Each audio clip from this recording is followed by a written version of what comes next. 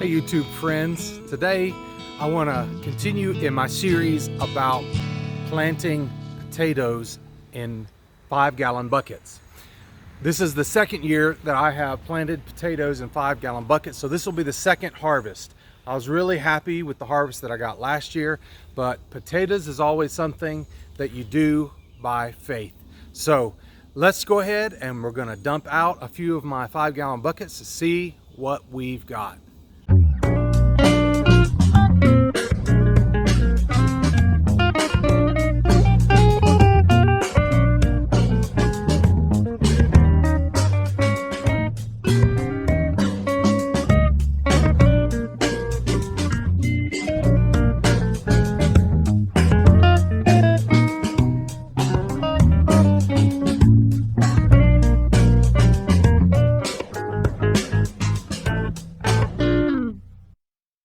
Well, one thing about potatoes, you don't ever know for sure if they are ready to harvest or not.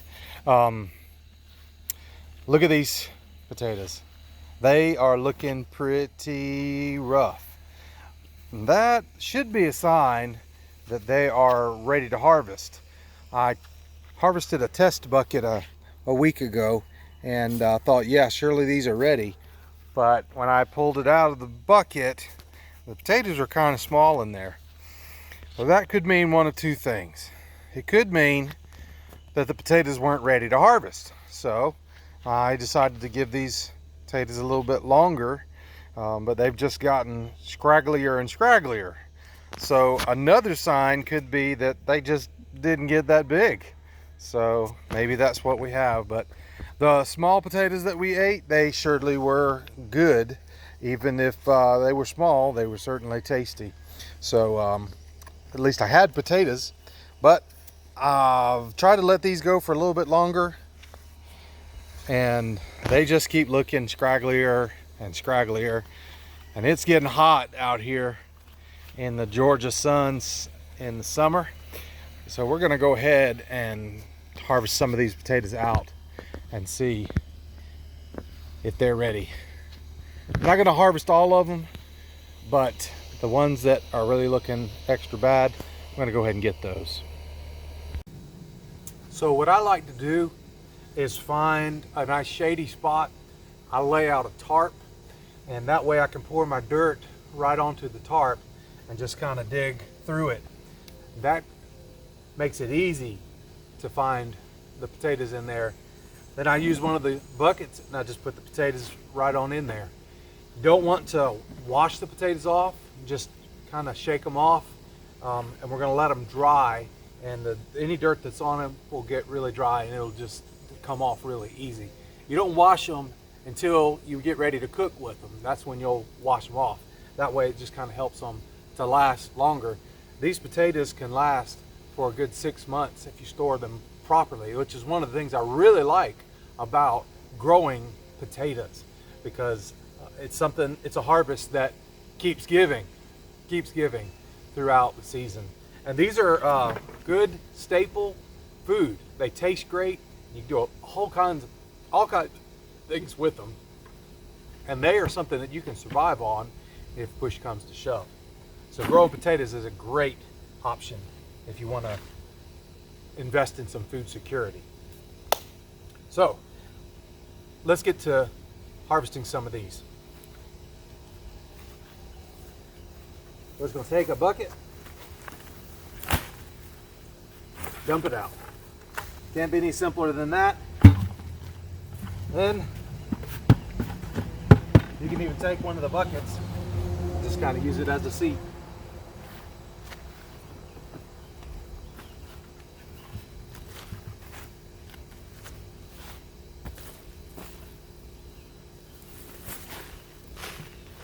One thing you do want to be careful of as you're digging through your potatoes, there sometimes could be some ants that have gotten in the mix. So just watch out for that, and you can kind of work around them. Always take the vines out and toss them to the side. We'll put them in the compost.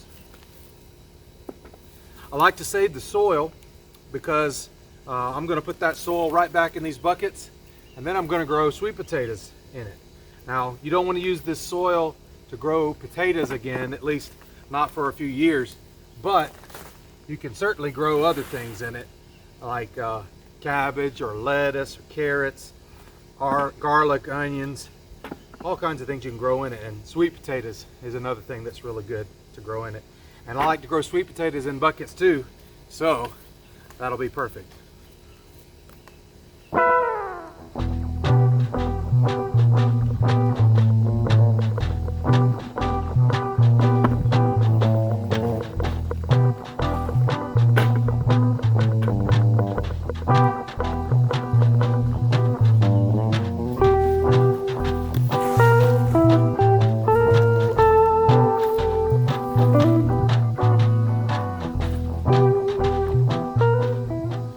These are what we call French fingerlings. They're a smaller kind of potato. They don't get big roasting size like baking size like like a russet or a Viking potato, but they're supposed to be really good tasting gourmet potatoes.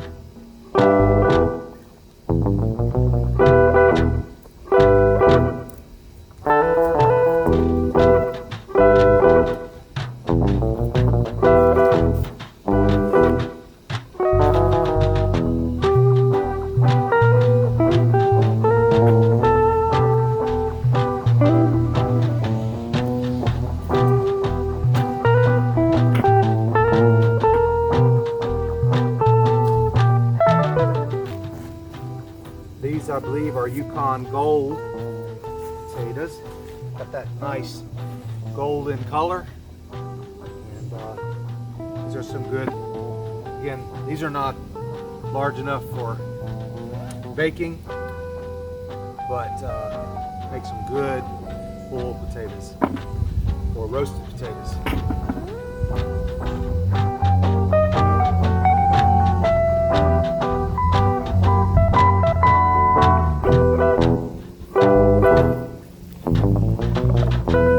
Try to shake off all the dirt off of the vine.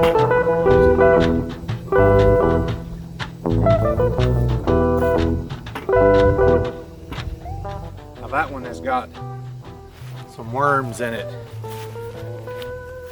so we're going to throw that one away.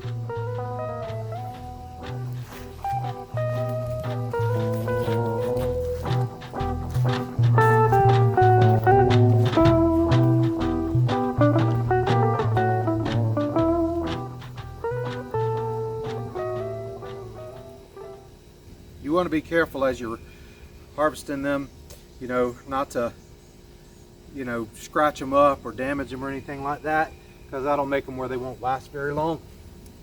But one good thing about dumping the buckets out like this, you don't tend to damage any of them. If they're not already damaged by insects or have rotted or something like that. This one's got a few little spots on it.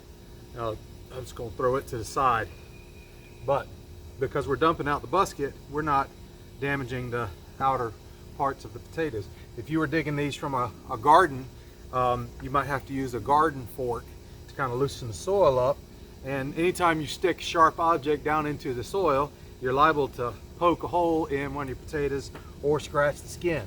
So by doing it in buckets, we avoid all of that.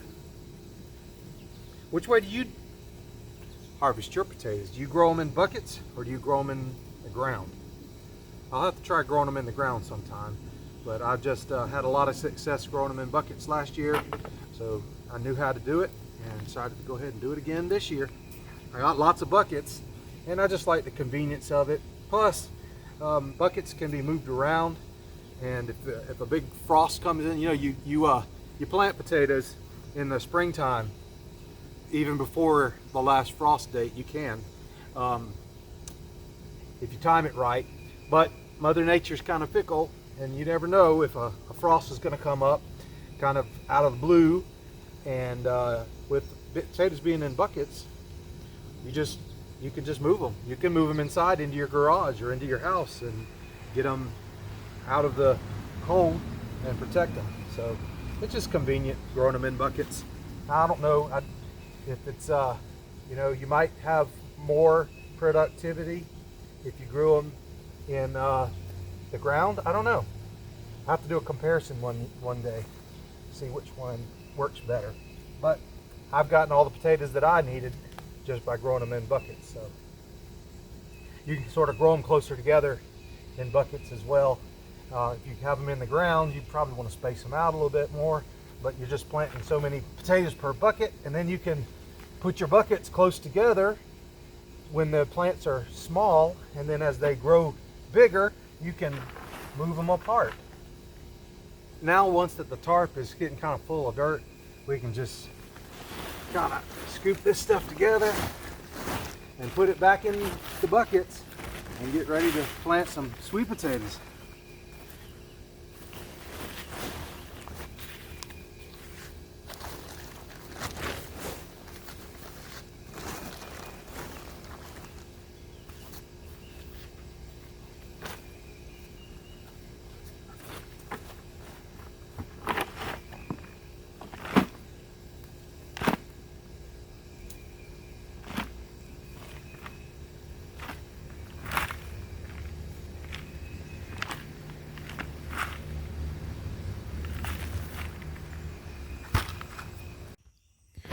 Besides 5-gallon buckets, I also planted in some other larger containers, like this big tote bin, storage bin.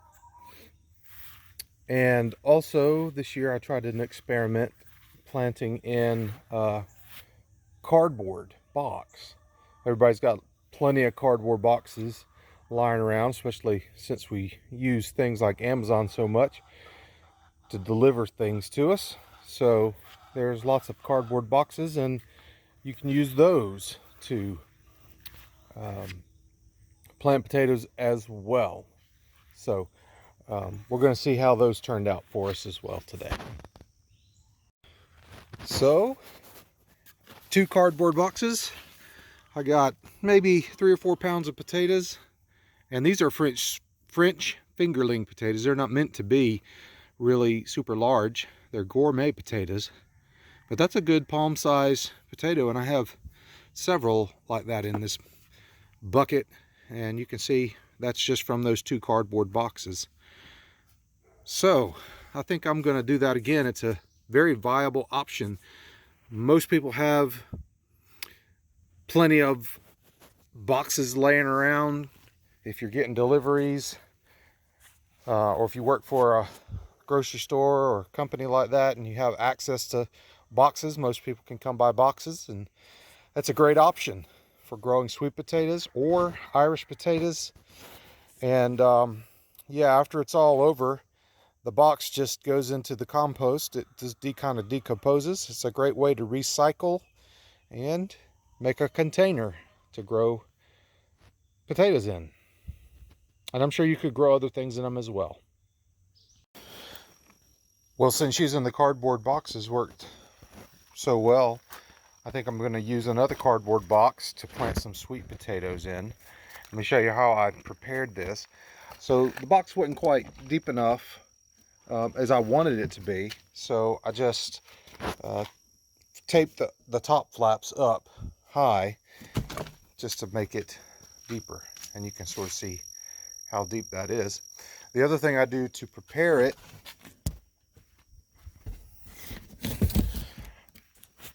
is put some drainage holes in the box. These are 1/2-inch holes, and they just drill in super easy with a drill.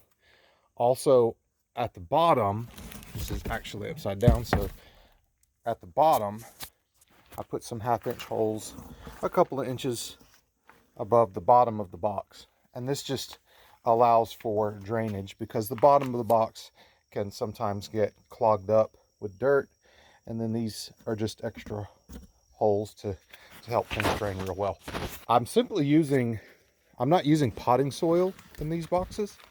I'm using regular garden soil in those. And some people say that you're not supposed to use garden soil in a container or a raised bed, but that's what I do. I use that.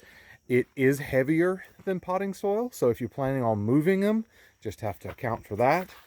But I use so many containers that it's not economical for me to use potting soil, because potting soil is a lot more expensive than garden soil, and I can get garden soil in bulk.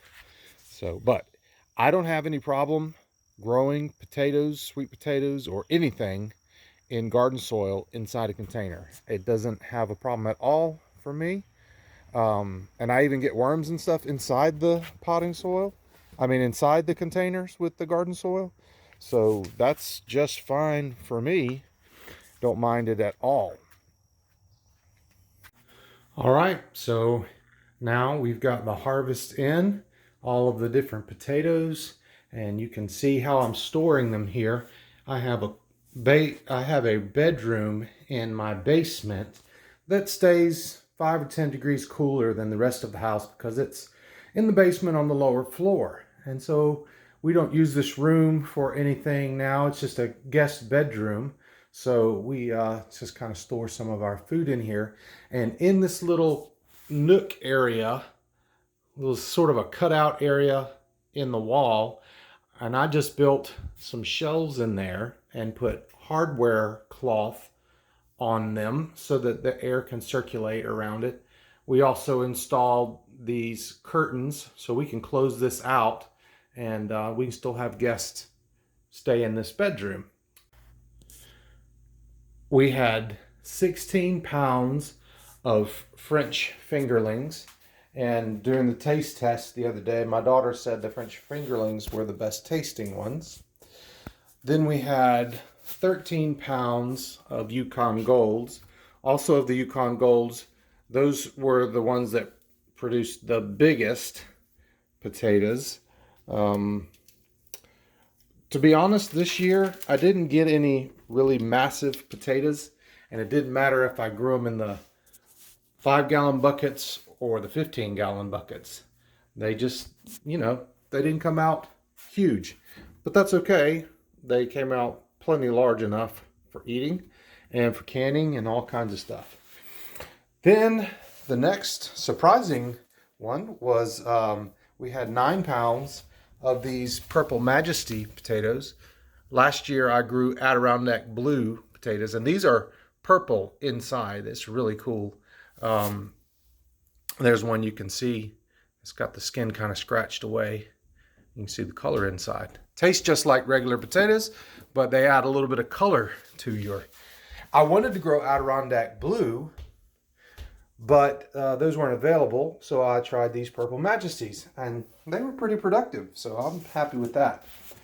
Then the one that came in the least were the russet potatoes, and I don't know, I'll have to taste these and see. Russet potato has a kind of a hard skin on it typically, and they're usually grow really big and use them for, baked potatoes. But none of these came out that large. I don't know if they needed to go a little bit longer or what, but I'm a little skeptical of these. We only got 2.5 pounds of these, and none of them are big enough to really have a baked potato. And because the skin is a little bit harder, I'm not sure how they'll taste, just kind of roasted or sauteed or whatever. And they're kind of small to make French fries out of too. So I don't know. I'm skeptical of those. But all in all, I think it's pretty good.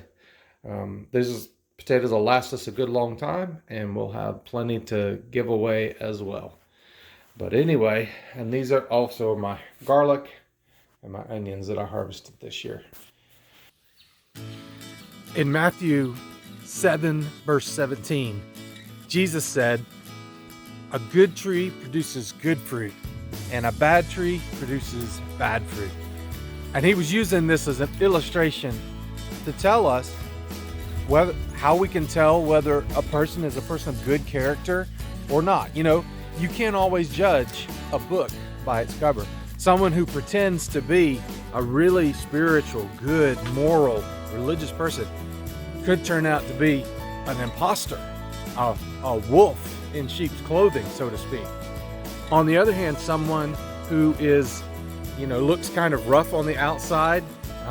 Maybe, you wouldn't look at them and think that now there's a really good godly person, but they could turn out to be a truly godly person. You can't judge a book by its cover. You have to look at the fruit of their lives and the fruit of that they produce by the things that they do. That was Jesus' point. Well, it's easy with a tree that produces fruit, right? You can just pick the fruit and you can taste it, you can see it's growing, it's producing good fruit. It's a lot easier with a tree that's producing fruit outwardly. What about though what we've been doing today, right? We've been digging potatoes, and the potatoes, they produce their fruit underground, so you can't really see it. It's not until you dig up the plant that you find, is the potato large, or is it small, or is it rotten, or is it eaten up with worms? So with potatoes, it's all happening underground and you can't see it until the very end. And that's an analogy for our lives as well too, because with some people you might not think that they're producing any fruit. You might not see anything outwardly that says this person is producing good fruit or bad fruit. You have to be careful, because sometimes people do their good deeds, they do their offerings, and they produce their fruit in secret. You may not see it. And so that's why it's important for us not to be so judgmental. We need to make good judgments, but we don't need to be judgmental where we're always trying to look at someone and judge whether they're a good person or a bad person. You may not be able to always see all that that person is doing.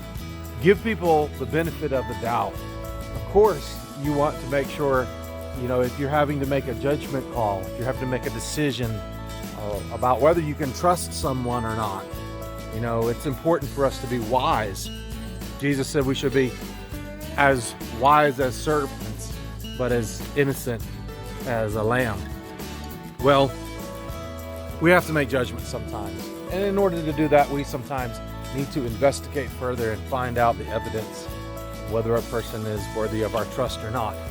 But just always remember that sometimes the fruit that people produce is something that's hidden, it's underground, like the potatoes that we've been digging in this video. Just a word for you to think about today. Thanks for watching. Hope you liked the video. Hope it was meaningful for you. If you'd like to see more videos, subscribe to my channel. Click the bell icon so that you get notified whenever a new video comes out. If you like this video, then click the thumbs up button. That helps us spread the word, get more people to watch the video. And I hope you'll subscribe to my channel. And I hope you'll always know God loves you, and so do I. Now, my friends, let's get out there and let's grow and be fruitful.